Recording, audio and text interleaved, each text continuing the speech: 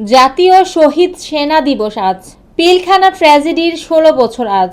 ২০০৯ সালের ২৫ ও ২৬ ফেব্রুয়ারি বিডিআরের বর্তমান বিজিবি ঢাকার পিলখানা সদর দপ্তরে বিদ্রোহের নামে তৎকালীন বিডিআর মহাপরিচালক মেজর জেনারেল শাকিল আহমেদ সহ ৫৭ জন সেনা কর্মকর্তা সহ মোট ৭৪ জন নিহত হন।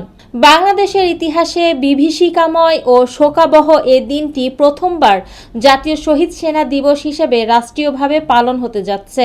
রোববার ২৩ ফেব্রুয়ারি মন্ত্রিপরিষদ বিভাগ থেকে জারি করা এক পরিপত্রে সরকার প্রতি বছর ২৫ ফেব্রুয়ারিকে জাতীয় শহীদ সেনা দিবস হিসেবে পালনের ঘোষণা দেয়। ২০০৯ সালে পিলখানায় সেনা কর্মকর্তাদের নৃশংসভাবে হত্যা করে লাশ গুম এবং পুড়িয়ে ফেলার চেষ্টা করা হয়। তাদের পরিবারের সদস্যদের উপরও নির্যাতন চালানো হয়। দেশের প্রতিরক্ষা বিশেষজ্ঞরা ওই নৃশংস ঘটনাকে দেশের সার্বভৌমত্বের উপর প্রথম বড় ধরনের আঘাত হিসেবে মূল্যায়ন করে থাকেন। অন্তর্বর্তী সরকারেরও মূল্যায়ন, ১৯৭১ সালের মহান স্বাধীনতা যুদ্ধেও বাংলাদেশ একসঙ্গে এতজন সেনা কর্মকর্তাকে হারায়নি।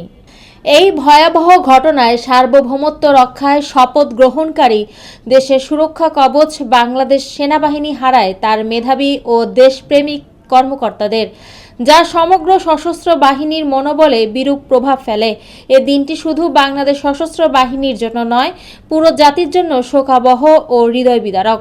দিবসটি উপলক্ষে বিভিন্ন রাজনৈতিক দল ও সংগঠন বিভিন্ন কর্মসূচি পালন করতে যাচ্ছে।